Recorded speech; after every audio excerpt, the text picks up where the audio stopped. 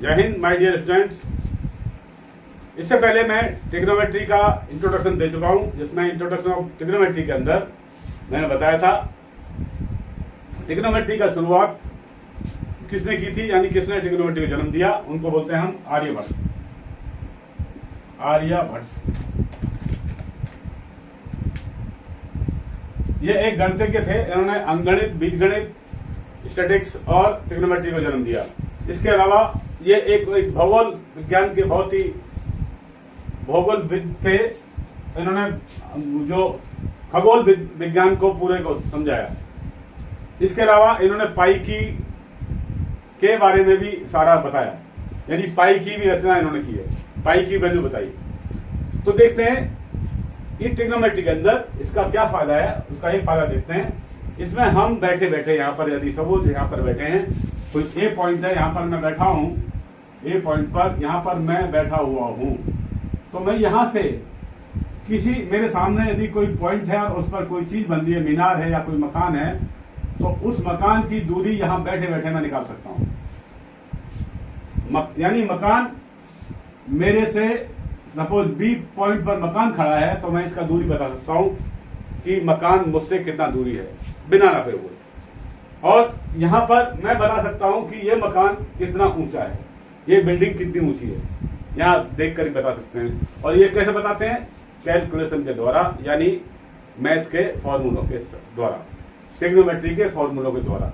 यदि हम चाहें तो ये बीच में सपोज ये कोई नदी बह रही है और मुझे ये मालूम है कि ये वाला मीनार, उसके जो दूसरे साइड में मीनार खड़ी है और वो मीनार की ऊंचाई मुझे मालूम है, तो मैं नदी की चौड़ाई मालूम कर सकता हूं। तो इन सब चीजों को देखने के लिए क्या चाहिए? हमको कुछ फॉर्मूले चाहिए, और वो फॉर्मूले किसने दिए थे? आर्यभट्ट जी ने।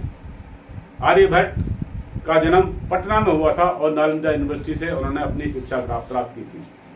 आर्यभट्ट ने बताया, उन्होंने कुछ दिए थे, स्पज्या, खोज्या, तो इनके जो अनुपात हैं उनको बताया था, इनके अनुपात को बताया था। और जो अभी चेंज होकर क्या हो गए इंग्लिश में, इनको कहते हैं हम साइन थीटा। लगा लीजिए, थीटा बाद में बताऊंगा क्या होता है आपका। उसके बाद में cos theta, tan theta, cot theta, sec theta, cosec theta.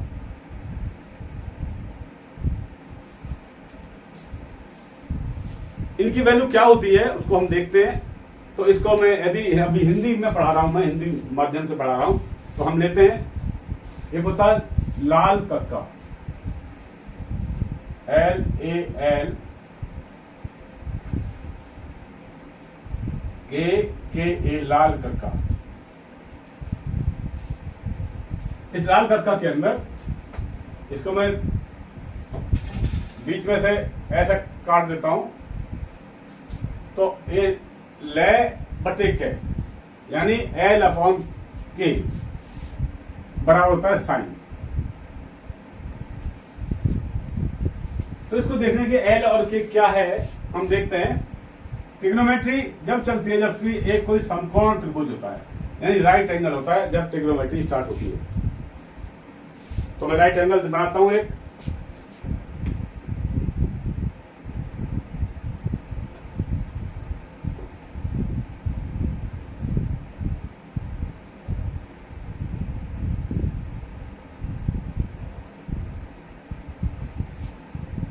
ये राइट एंगल ट्राइंगल है। इसके अंदर ये point A, B and C, इसमें C पॉइंट क्या है? एक राइट एंगल। C पॉइंट क्या है? एक राइट एंगल है। और कुल मिलाकर क्या है? एक राइट एंगल ट्राइंगल है। बाकी इसके अंदर दो और एंगल हैं, एंगल A और एंगल C। तो अभी एंगल C की बात करूंगा। Angle C is a theta. जो आप देख सकते हैं, हमें थीटा जो मार रहा है, एंगल C क्या है? एक थीटा है। इसको हम लेके चलेंगे। थीटा के सामने वाला जो भुजा है, ये सामने वाली जो भुजा है, इसको कहते हैं हिंदी में लंब, और इंग्लिश में कहते हैं इसको परपेंडिकुलर। नीचे वाली जो भुजा है इसको बोलते हैं आधार, और इंग्लिश में कहते हैं इसको बेस। ये जो बड़ी वाली भुजा देख रहे हैं आप, जहां ये ट्रायंगल बना हुआ है उसके सामने वाली भुजा, जो जहां पर ये राइट एंगल बना हुआ है इसके सामने वाली भुजा, इसको बोलते हैं हम हाइपोटेनस, और हिंदी में कहते हैं इसको कर्ण। तो कर्ण को मैं के से डिनोट कर रहा हूं, आधार को मैं ए से डिनोट कर रहा हूं, और लंब को मैं एल से डिनोट कर रहा हूं। और वो ही ऊपर जो लिखा हुआ है लाल कक्का में वही चीज दिखाई गई है, यानी ये वाला एल अपॉन के बराबर होता है, यह है साइन थीटा। ये साइन थीटा है, और इसका साइन थीटा का उल्टा होता है, क्या होता है, कोसेक थीटा। तो कोसेक थीटा बराबर क्या होगा, के अपॉन एल। तो नीचे वाला क्या होता है, ये कोसेक थीटा।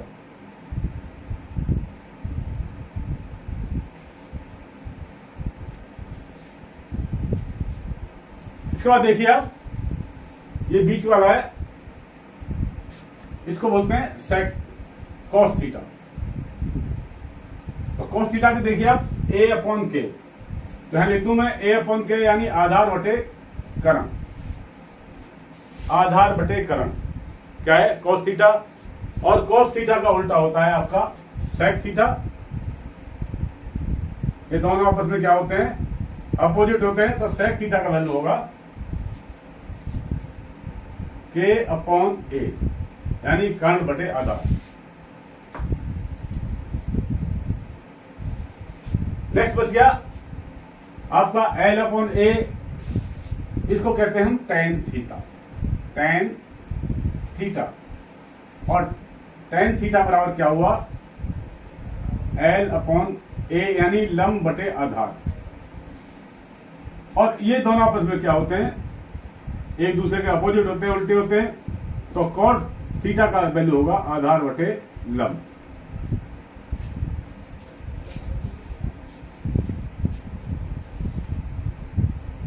तो मैं सिर्फ थीटा के बारे में बताया था, लेकिन यदि ये एंगल ये 0 है, 30 डिग्री है, थीटा वाला 45 डिग्री है, 60 डिग्री है, या 90 डिग्री है, तब इनकी वैल्यू क्या होगी। इसके लिए एक टेबल है जिसको बनाया जा सकता है, बनाया जिसका टेबल की रचना किसने की, आर्यभट्ट ने की। वो मैं अभी नहीं बताऊंगा, क्योंकि वो लेसन में मैं इंट्रोडक्शन में बता चुका हूं, उसको देखिए आप, इंट्रोडक्शन टू ट्रिग्नोमेट्री में दिया हुआ है। उसके अंदर इन सभी का अनुपात दिया हुआ है। तो हम चलते हैं आगे क्वेश्चन की तरफ। यहां तक आप, मुझे उम्मीद है कि आप समझ चुके होंगे। तो हम चलते हैं क्वेश्चन की तरफ।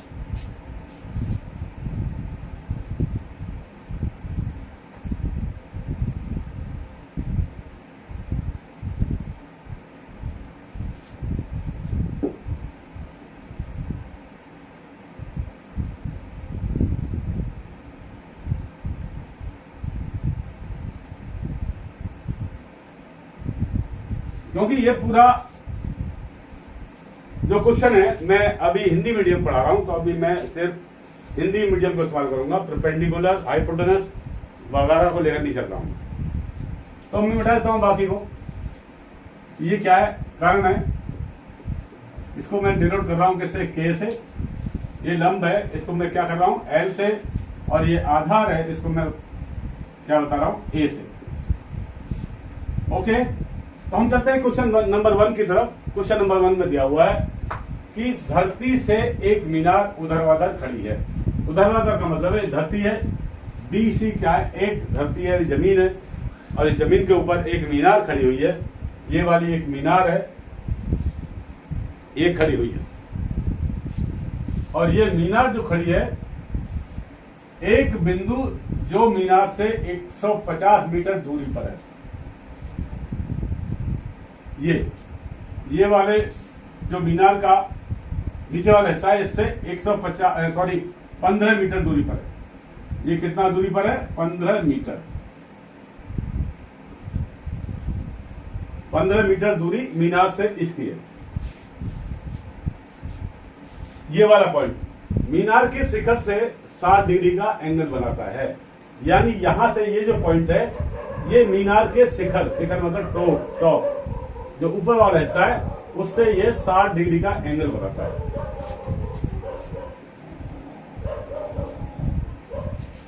मीनार की ऊंचाई बताओ, यानी ये वाली ए और बी जो मीनार है, इसकी ऊंचाई बताओ। तो आप देख रहे हैं, फिर समझाता हूं मैं। धरती पर एक मीनार उधर खड़ी हुई है, यानी एक धरती है, जमीन है, जो BC एक जमीन है, इसके ऊपर एक मीनार खड़ी है AB। ऊर्ध्वाधर का मतलब होता है बिल्कुल ट्रांसवर्स, सीधा ऊपर 90 डिग्री पर एक मीनार खड़ी हुई है। 90 डिग्री एंगल दिखाया हुआ जैसे मैंने। तो इसमें एक मीनार खड़ी हुई है, उस मीनार के जो लोअर पोर्शन है, उससे उसके सामने एक पॉइंट है। उस पॉइंट से यदि टॉप को टच किया जाए, टॉप को मिलाया जाए, तो बीच में एंगल कितना बनता है? 60 डिग्री। तब उस कंडीशन में जो मीनार की ऊंचाई है वो बतानी है। बस छोटा सा हल है। तो देखते हैं, हम इसका हल देखते हैं।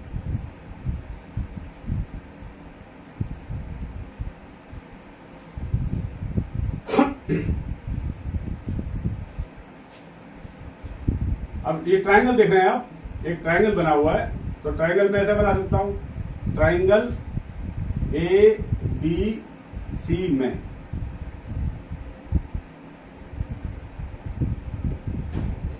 ABC में क्या दिया हुआ है? Angle C = 60 degree. Angle C कितना दिया हुआ है? 60 डिग्री का। और BC भुजा, यानी जो नीचे जमीन का है, दूरी वो दी हुई है, BC बराबर दिया हुआ है 15 मीटर। तो दो चीज दी हुई है। क्या दिया हुआ है? एंगल दिया हुआ है, एंगल C 60 डिग्री, और LC कितना दिया हुआ है? एंगल C दिया हुआ है 60 डिग्री, और BC भुजा दी हुई है 15 मीटर। तो हमें मालूम क्या करना है? हमें AB मालूम करना है। AB मालूम करने के लिए, जब हमें नीचे का दिया हुआ है और ऊपर क्या है? ये लंब है, यानी ये लंब है और ये क्या है? आधार है। तो हमें एक चीज यदि मालूम है, लंब और आधार में से एक चीज मालूम है, तो हम लंब को मालूम कर लेंगे। तो इसमें देखिए आप, जैसे बताया था मैंने, साइन, कॉस, टेन, कॉट, सेक, कोसेक, इन चीजों को हम देखेंगे कि किस के में क्या आया था। वो मैं बता चुका हूं यहां पर लाल कक्का से। तो अभी क्या आता है? हम देखते हैं टेन। अब यहां हमारा टेन लागू होगा। टेन सी कितना है? Ten 60 degree. कितना है? टेन सी कितना है हमारा? Ten 60 degree. टेन 60 डिग्री है, और ये टेन 60 डिग्री बराबर क्या होगा? यानी टेन की वैल्यू क्या होती है? टेन की वैल्यू क्या होती है? यानी लंब बटे आधार। क्या होती है? लंब बटे आधार। तो लंब कितना है? अभी देखिए, हमको पता नहीं कितना है लंब, तो लंब को लंब रहने देते हैं। और आधार क्या है आपका? 15 मीटर। आप चाहें तो लंब को h मान लें, हाइट है तो h मान लें। तो मैं h मान लेता हूं, ठीक है। माना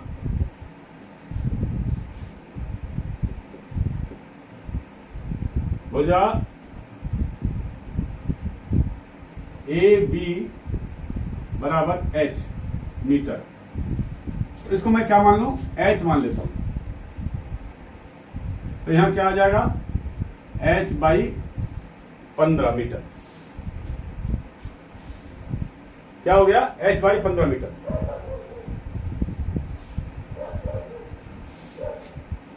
तो साइन 60 की वैल्यू कितनी होती है? साइन 60 की वैल्यू होती है √3।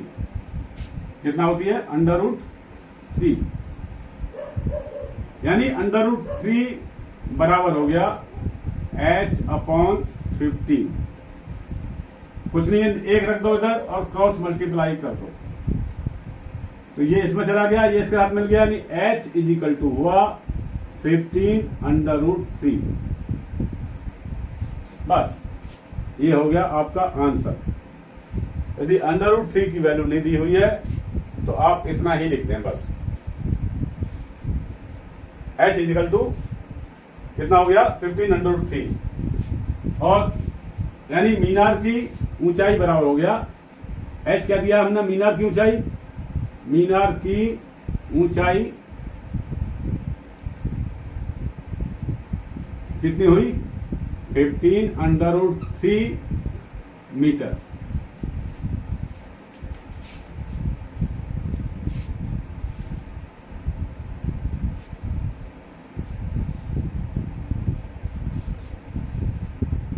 हो गया। तो हम देखते हैं क्वेश्चन नंबर 2 को।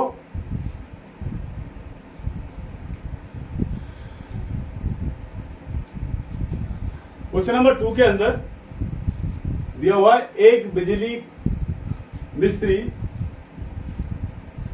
का मिस्त्री है। एक बिजली मिस्त्री को 5 मीटर ऊंचे खंभे पर आ गई खराबी की मरम्मत करनी है। एक खंभा कितना है 5 मीटर, तो मैं इसको उठा देता हूं। हो गया, तो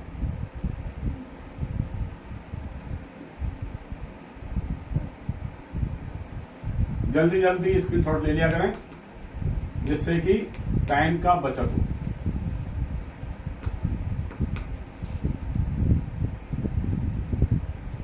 यानी कोई मिस्त्री है, लाइट ठीक करने वाला, कोई इलेक्ट्रीशियन है, और वो देखता है कि एक खंभा है, उसको ठीक करना है, उसकी मरम्मत करनी है। मरम्मत का काम करने के लिए उसे खंभे के शिखर से 1.3 मीटर नीचे एक बिंदु तक पहुंचना है। यानी एक खंभा है 5 मीटर का, ए बी कोई खंभा है, इसकी कितनी हाइट है 5 मीटर। 5 मीटर खंभा है ये, इसको ठीक करना है। आगे क्या बोलता है, मरम्मत करने के लिए उसे खंभे के शिखर से 1.3 मीटर नीचे एक बिंदु तक पहुंचना है। यानी उसको यहां तक पहुंचना है। ये दूरी कितनी है 1.3 मीटर। 1.3 मीटर ये दूरी है, इसको मैं बोलता हूं डी।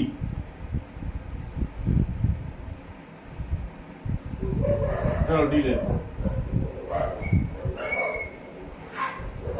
डी पॉइंट है, यहां तक उसने पहुंचना है। यानी वो बोलता है कि यहां तक पहुंचना चाहिए, यानी यहां तक वो पहुंच गया तो उसका हाथ यहां पर पहुंच जाएगा, यहां पर जो खंभे का ऊपर है वहां तक उसका हाथ पहुंच जाएगा। तो अभी वो बोलता है आगे, इस 1.3 मीटर नीचे एक बिंदु है, वहां तक पहुंचना चाहता है, चाहती लिखा किताब में, चाहती है, यानी इसका मतलब कोई लेडीज है, लड़की है। और लड़की मेरे ख्याल से हिंदुस्तान में अभी तक कोई इलेक्ट्रिशियन नहीं जो खंभे पर चढ़ती हो। चढ़ने हो तो माउंट एवरेस्ट चल गई है, लेकिन इलेक्ट्रिक भाव में ऐसा नहीं है, लाइन वोमैन जो कि काम कर रही हो। तो चाहती लिखा तो आप चाहती लिखिए। तो चाहती है वो यहां तक पहुंचने के लिए 1.3 मीटर तक पहुंचने के लिए, यहां पहुंचने के लिए उसे एक सीढ़ी चाहिए, प्रयुक्त सीढ़ी चाहिए, एक सीढ़ी होनी चाहिए उसके लिए, जिससे कि वो इस पॉइंट पर पहुंच जाए। इस पॉइंट पर पहुंचने के लिए यानी उस सीढ़ी को लगाया जाए कहीं, जिससे कि यहां पर पहुंच जाइए। एक सीढ़ी लगाइए यहां पर,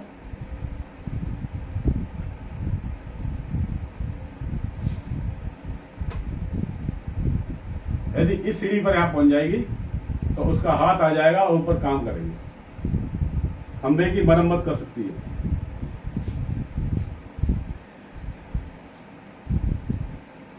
ठीक है, यानी क्या है ये, वहां पर उसके लिए कितनी होनी, सीढ़ी कितनी लंबी होनी चाहिए, ये वाली सीढ़ी कितनी लंबी होनी चाहिए, और इसके साथ अभी वो क्या बोल रहा है, इस सीढ़ी और ऐसा सीढ़ी रखना है कि वो गिरे ना। तो इस 36 से लेकर, यानी जो जमीनी स्तर, इससे लेकर यहां पर सीढ़ी का एंगल कितना होना चाहिए, 60 डिग्री का एंगल होना चाहिए। कितना एंगल होना चाहिए, 60 डिग्री का एंगल होना चाहिए।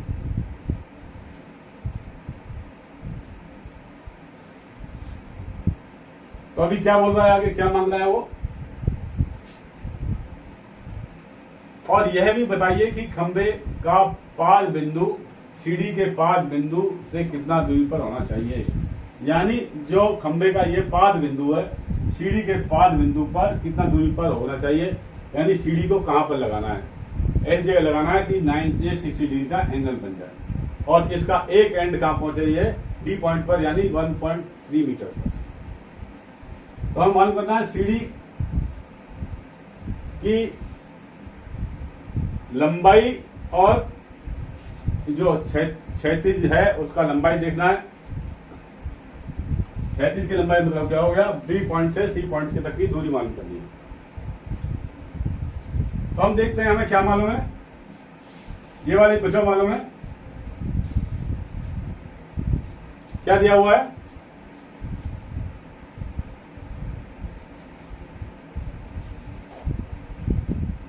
तो अभी मैं देखूं ये क्या है, नीचे जमीनी स्तर है, इसको क्या बोलते हैं, बेस, आधार बोल दूंगा। तो इसको मैं ले लेता हूं ए, आधार।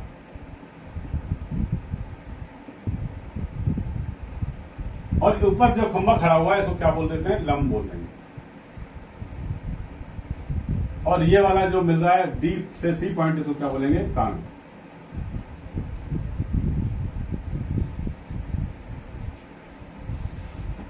तो हम देखते हैं कि ये सीढ़ी किस पॉइंट पर लगी है। ए से लेके बी की दूरी कितनी है, ए बी कितना है आपका दिया हुआ है, दिया है या गिवन है, ए बी बराबर 5 मीटर और ए डी बराबर 1.3 मीटर। यानी ये 1.3 मीटर है और ये कुल मिला के यहां से यहां तक का कितना है, 5 मीटर। तो ये हमने निकालना है बी डी। तो बी डी बराबर कितना होगा, बी डी बराबर होगा ए बी माइनस, यानी इस 5 मीटर में से हम इसको घटा देते हैं, minus A D. A B कितना है आप देखिए, 5 है, 5 में से ए डी कितना है आपका 1.3 मीटर, 1.3 मीटर को कम कर दीजिए तो कितना बचेगा, 5 में से निकाल दीजिए 1.3 को, 10 में से 3 गया 7, यहां बचा 4, 4 में से गया 3, 3.7 मीटर। तो ये आपका लंब कितना हो गया, 3.7 मीटर। यानी सीढ़ी यहां से लेकर यहां तक सॉरी जो खंबा है जहां तक सीढ़ी पहुंच रही है, खंबे के दूरी वो कितनी होगी, 3.7 मीटर। तो अभी हमें देखना है कि इसकी जो दूरी है बीसी की दूरी कितनी है, बीसी की दूरी कितनी हमने वो देखना है। इसके अंदर हम देखेंगे sine theta, sine theta, theta degree कितना है, साइन 60 डिग्री का है। थीटा एंगल कितना है, साइन 60 डिग्री का। और साइन 60 डिग्री कितना है, लंब बटे करण, लंब बटे करण। लंब कितना है 3.7, 3.7 और करण हमको मालूम नहीं है, तो करण के लिए करण रख दो या आप लिख दो D C, C D, C D लिख दो। और साइन 60 डिग्री की वैल्यू क्या होती है, वैल्यू रखते हैं हम। साइन 60 होता है √3/2। इसको मैं ऊपर लेता हूं, √3/2 बराबर कितना हो गया, 3.7 अपॉन CD। और CD क्या है हमारा, लेटर जो CD लगा हुआ है। तो इसको देखेंगे हम। अभी इसको क्रॉस मल्टीप्लाई करते हैं, तो CD √3 बराबर हो गया, इसका इसमें करें 3.7 इंटू 2। ये कितना हो गया, इसको करें 7 7 7 2 14, 7.4। CD √3 बराबर हो गया 7.4 मीटर। तो CD बराबर क्या होगा,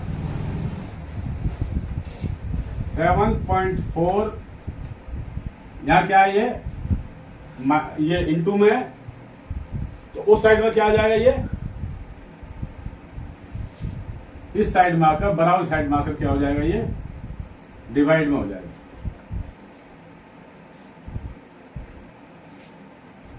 तो CD बराबर क्या है हमारा,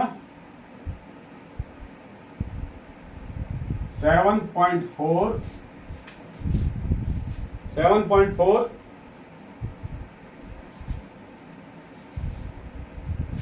और 7.4 में देखिए आप, यदि और इसको हल करना चाहते हैं, यदि इसकी वैल्यू दी हुई है, इसका वैल्यू क्वेश्चन में दिया हुआ है √3 = 1.732। तो मैं यहां पर ले लेता हूं इसको, CD = कितना है, 7.4 √3। तो अभी √3 का गुणा ऊपर करते हैं, आप √3 का नीचे करते हैं,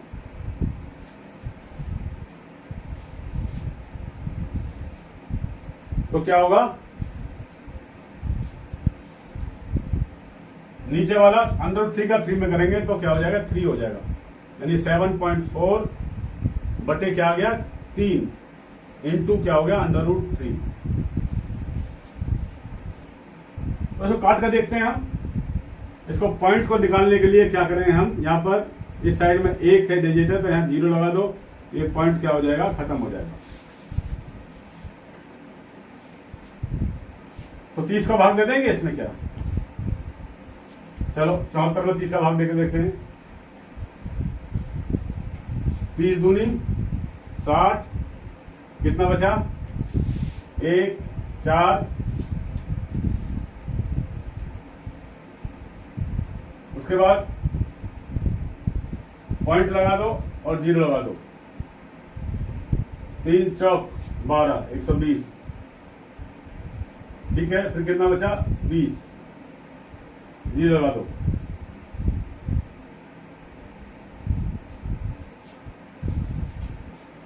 ये कितना आया, लगभग कितना आएगा, 6 बार जाएगा। 6 बार जाएगा तो कितना होगा, 3 6 18, 180 हो गया। फिर 20 आया, फिर 6 बार गया, तो इसको जो 6 बार जा रहा, तो यहां पर मैं 7 कर देता हूं।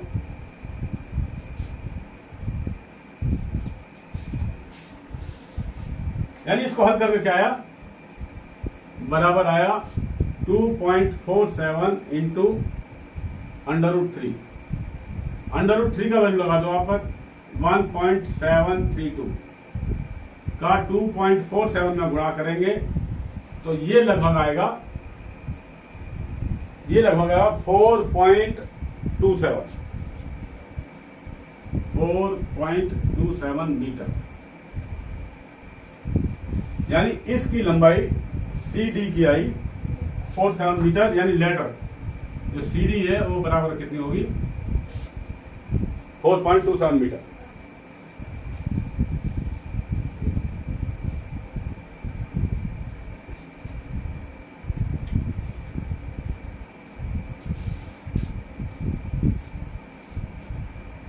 आगे देखते हैं हम।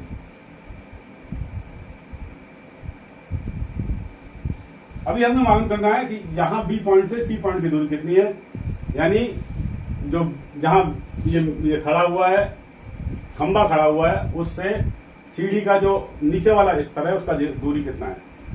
इसके लिए देखेंगे हम। अभी हमको ये मालूम पड़ गया कितना है, क्या मालूम पड़ गया हमको, सीढ़ी का लंबाई मालूम पड़ गया है। तो अभी हम देखते हैं ये वाली दूरी। तो हमको लंब मालूम है, आधार नहीं मालूम। तो क्या करेंगे हम, लंब बटे आधार कर दें तो हमें मालूम पड़ जाएगा। और लंब बटे आधार होता है tan। और tan कौन सा है, 60 डिग्री। tan 60 डिग्री बराबर कितना है, लंब बटे आधार। तो मैं यहां पर लेता हूं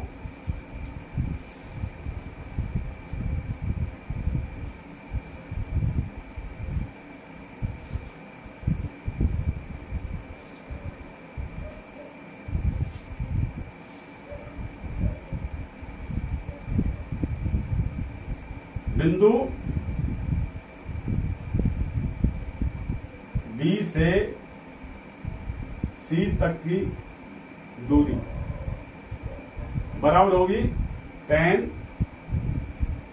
60 डिग्री बराबर करता होगा लंब बटे आधा।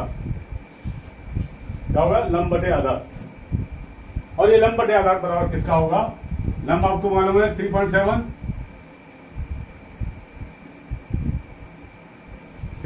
मालूम है लंब।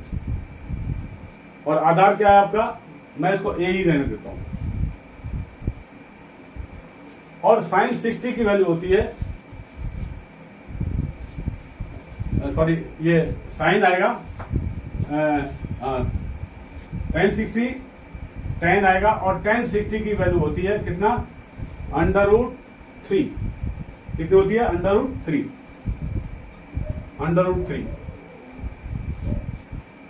tan 60 की वैल्यू √3 है। तो इसमें आप देखें, इसको क्रॉस मल्टीप्लाई करें,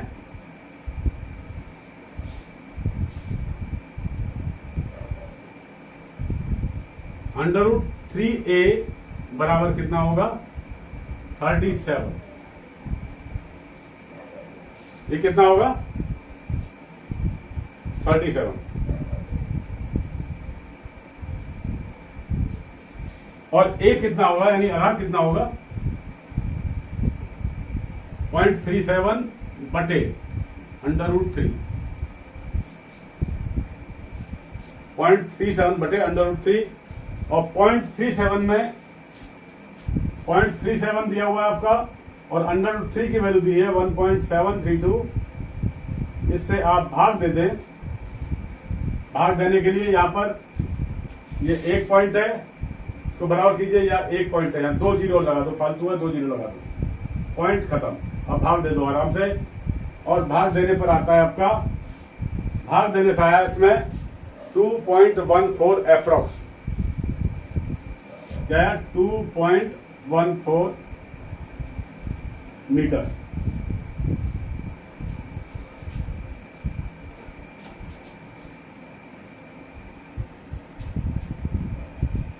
यानी खंबे के पाद बिंदु से सीढ़ी के पाद बिंदु तक की दूरी को मैंने माना है B एक खंभों का पाद बिंदु, और C माना है हमने सीढ़ी का पाद बिंदु। इसकी दूरी कितनी होगी, 2.14 मीटर। मुझे आशा है कि आपको समझ में आई होगी। एक सवाल और है छोटा सा, उसको देखते हैं।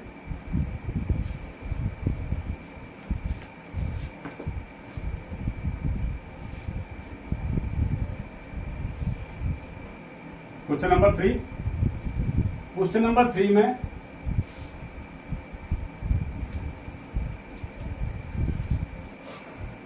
इसको आप लिखा रहने दीजिए।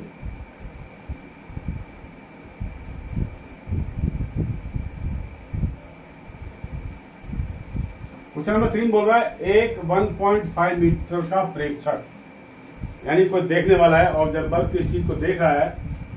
सपोज यहां पर कोई प्रेक्षक खड़ा है, कोई ऑब्जर्वर, इसकी लंबाई कितनी है, 1.5 मीटर। यहां पर कोई आदमी खड़ा हुआ है, उसकी ये आंख इधर है।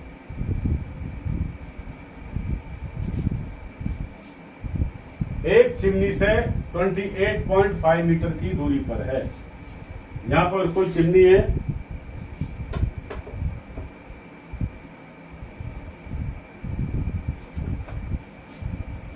ये कोई चिमनी है यहां पर, और इससे इसकी दूरी कितनी है 128.5 मीटर।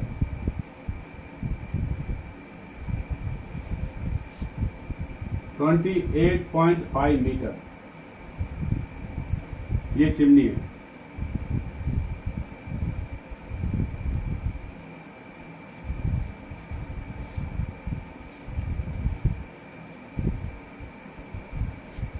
उसकी आंखों से चिमनी के शिखर का उन्नयन कोण 45 डिग्री का है। अब देखें, ऑब्जर्वर जो देखा है तो उसकी लाइन ऑफ साइट क्या होगी, ये होगी, यानी ये इसके जो आंख सामने देख रही है, जो आंख सामने देख रही है वो क्या होगा, लाइन ऑफ साइट हो गया, यानी नजर की दृष्टि सामने होगी। और नजर की दृष्टि से अभी जहां उसकी नजर की दृष्टि है, इस पॉइंट से जो चिमनी है उसके ऊपर क्या बन रहा है, एक कोण बन रहा है, और वो बन रहा है 45 डिग्री का।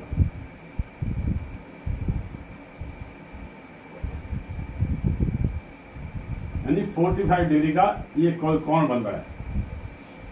तो हम इसको ले लेते हैं ए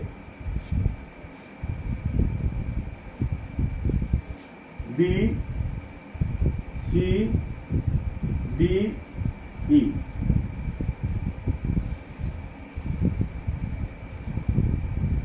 तो क्या पूछा है, चिमनी की ऊंचाई बताओ। क्वेश्चन में दिया हुआ है कि कोई ऑब्जर्वर है जो जिसकी ऊंचाई, यानी कोई एक प्रेक्षक है जिसकी हाइट कितनी है 1.5 मीटर, और उसके सामने एक चिमनी है 28.5 मीटर पर, यानी 28.5 मीटर पर एक चिमनी है। उस चिमनी को वो देख रहा है, जहां देख रहा है वो उस चिमनी का जो टॉप है, जो शिखर है, उसका उन्नयन कोण कितना बन रहा है, 45 डिग्री का बन रहा है। तो चिमनी की हाइट बताओ। तो आप देखिए, जब ये यहां से डी से ई की दूरी, उसके जो सिर है और उसके पैर से लेकर चिमनी की जो दूरी है बराबर होगी, यानी यहां जो शिखर का जो पैर है, इसका जो पैर है, इनकी दूरी चिमनी से और उसकी आंख की दूरी बराबर होगी, यानी ये कितना 28, 28.5 एंड 28.5 मीटर। तो ये जब ये 28.5 मीटर, तो ये भी कितने होगी 28.5 मीटर।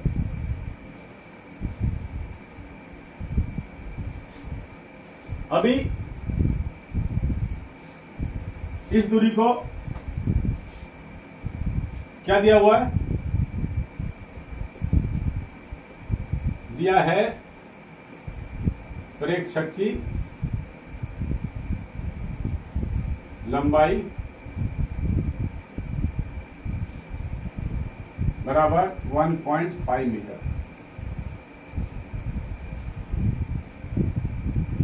कोण प्रेक्षक और चिमनी के शिखर का कोण, चिमनी के शिखर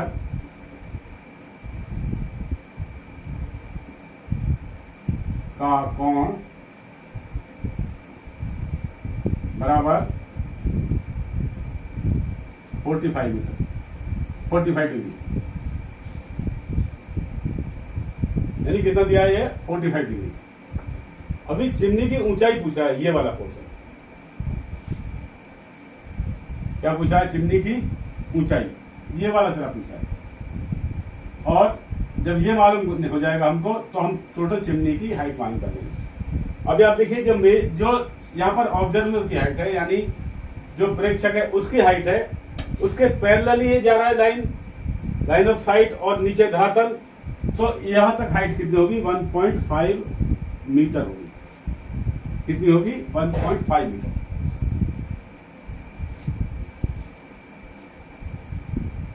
ये कितना होगा 1.5 मीटर। जब इधर इसका जो ऑब्जर्वर है, जो प्रेक्षक है, उसकी हाइट कितनी है 1.5 मीटर, तो उसके पैरेलल में जो जा रही है लाइन ऑफ साइट और धरातल से जो आ रहा है लेवल वो पैरेलल है, तो इसलिए ये बी और ई की हाइट कितनी होगी 1.5 मीटर। तो अभी हमें ये मालूम करना है ये क्या है, लंब है और ये आधार है। तो लंब बटे आधार, यानी हमको आधार मालूम है, लंब मालूम करनी है, और इसके लिए हम क्या लगाएंगे tan, और tan कितना डिग्री लगाएंगे हम 45 डिग्री, और tan 45 डिग्री बराबर होता है 1, और लंब कितना है हमको पता नहीं है, आधार देखिए कितना 28.5, तो 1/1 कर लो और इसको क्रॉस मल्टीप्लाई कर दो। इस कंडीशन में L बराबर होगा 28.5, यानी ये L बराबर कितना होगा 28.5, यानी AE बराबर कितना हो जाएगा, AE बराबर होगा 28.5 metre. AE is equal to कितना है 28.5, और यहां से BE कितना है 1.5, तो AB कितना होगा, AB is equal to BE plus AE, यानी 1.5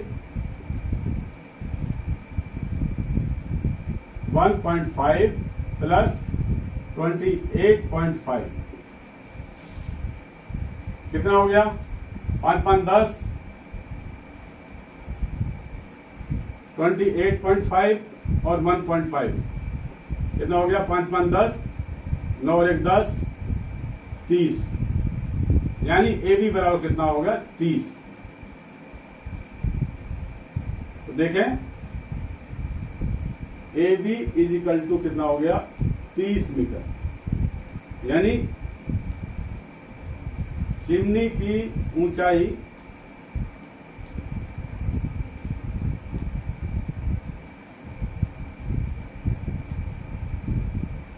बराबर होगी 30 मीटर। यही पूछा था,